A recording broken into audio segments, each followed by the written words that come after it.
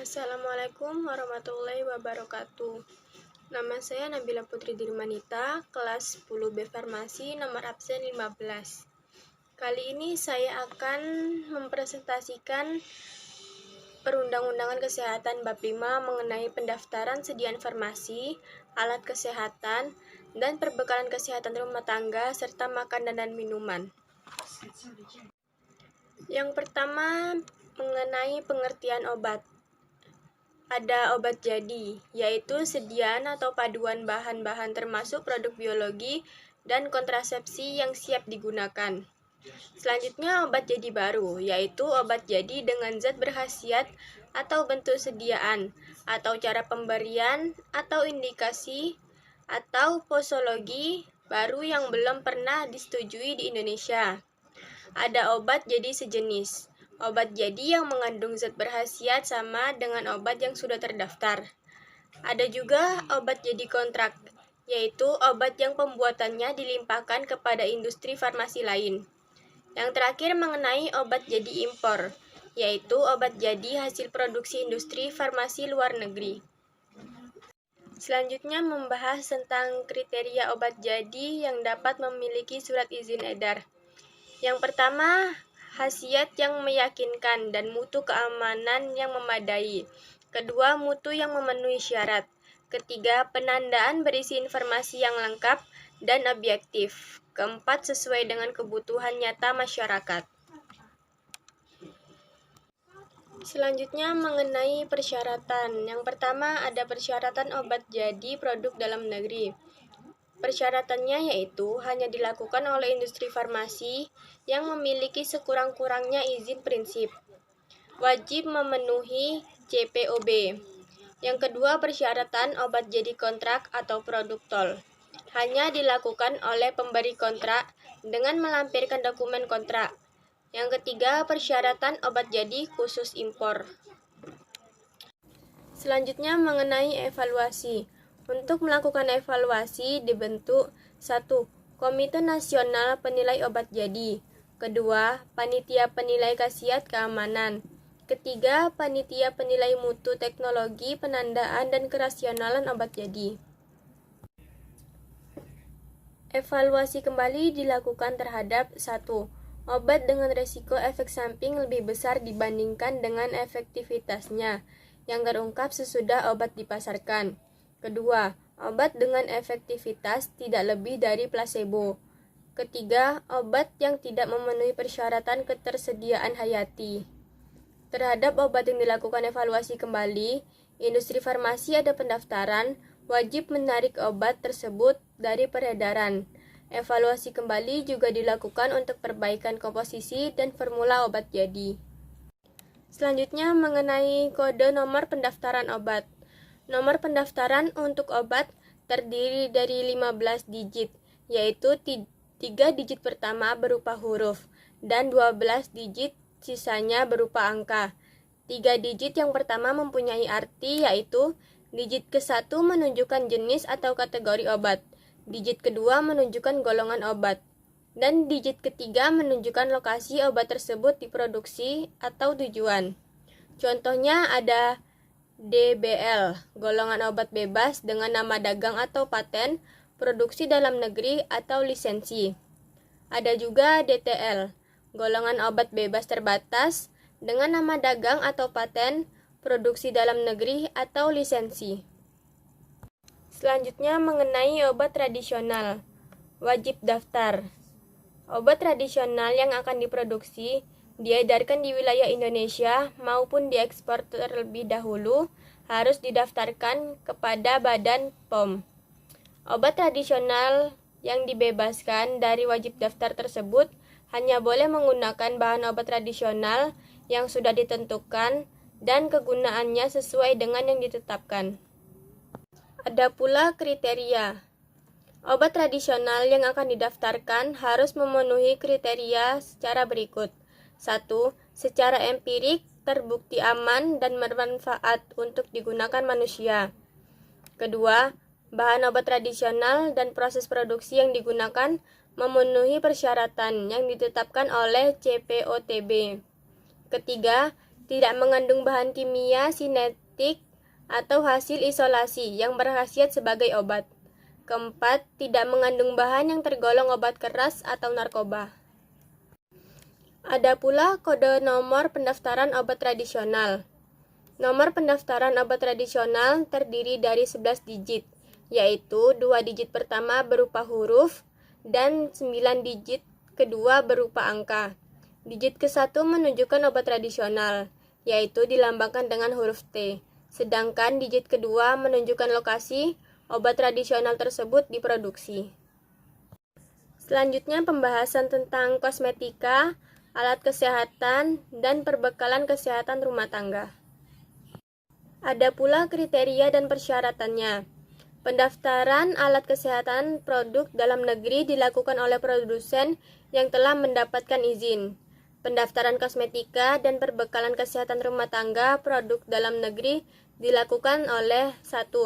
Produsen kosmetika atau PKRT dalam negeri yang telah mendapatkan izin.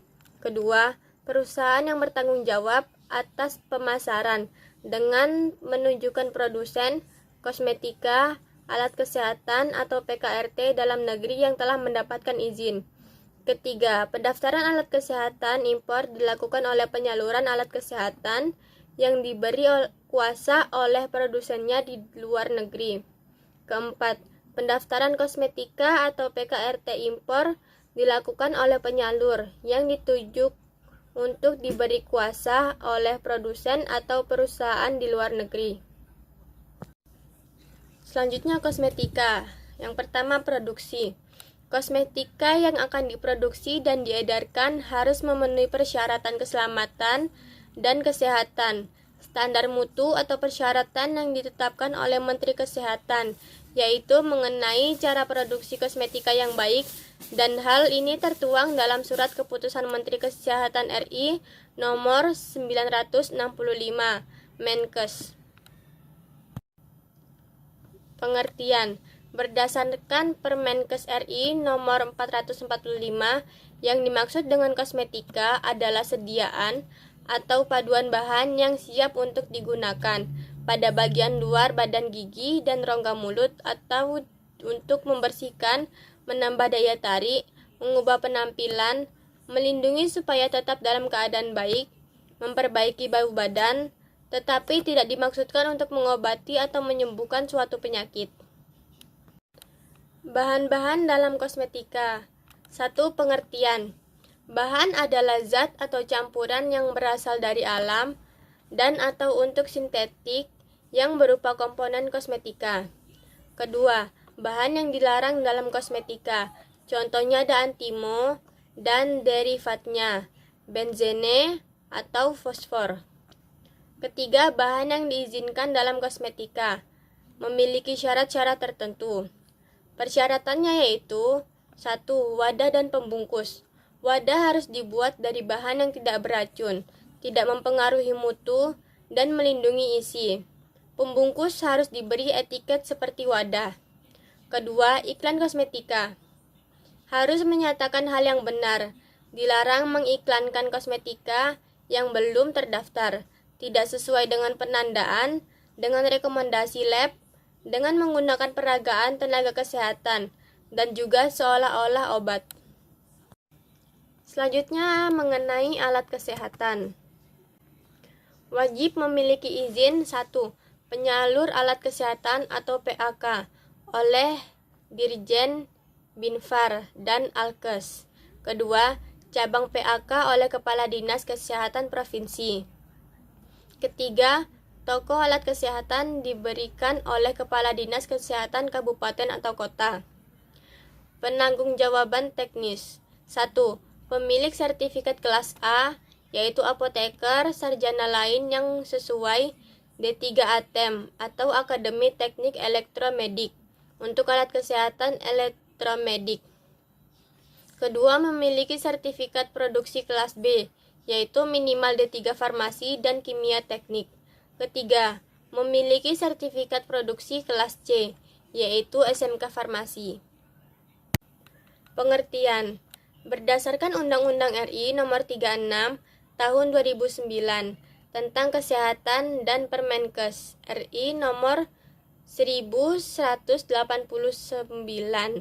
tahun 2010. Yang dimaksud dengan alat kesehatan adalah instrumen, aparatus, mesin, implan yang tidak mengandung obat, yang digunakan untuk mencegah, mendiagnosis, menyembuhkan, dan meringankan penyakit, merawat orang sakit serta memulihkan kesehatan pada manusia, dan atau untuk membentuk struktur dan memperbaiki fungsi tubuh. Kode pendaftaran alat kesehatan. Nomor pendaftaran alat kesehatan terdiri dari 12 digit, yaitu 2 digit pertama berupa huruf dan 10 digit berikutnya berupa angka. 2 digit pertama yang berupa huruf mempunyai arti, yaitu digit pertama menunjukkan alat kesehatan dan dilambangkan dengan huruf K. Digit kedua menunjukkan lokasi alat kesehatan tersebut diproduksi. Pedoman periklanan perbekalan kesehatan rumah tangga. Iklan PKRT diedarkan harus memuat keterangan secara objektif, lengkap, dan tidak menyesatkan, serta sesuai dengan penandaan yang telah disetujui. Kedua, iklan mengenai PKRT pada media apapun harus mengikuti ketentuan peraturan perundang-undangan dan dilaksanakan dengan memperhatikan etika periklanan. Klasifikasi kelas PKRT. Kelas 1 yaitu kelas rendah. Pada penggunaan tidak menimbulkan akibat seperti iritasi, korosif, dan karsiogenik. Contoh kapas dan tisu. Kelas 2 resiko sedang. Pada penggunaan dapat menimbulkan akibat seperti iritasi, korosif, tetapi tidak menyebabkan karsinogenik. Contoh deterjen dan alkohol. Kelas 3 resiko tinggi. Mengandung pestisida yang dapat menimbulkan akibat serius seperti karsinogenik, contoh anti nyamuk bakar dan repelan. Sekian presentasi dari saya, kurang lebihnya mohon maaf. Wassalamualaikum warahmatullahi wabarakatuh.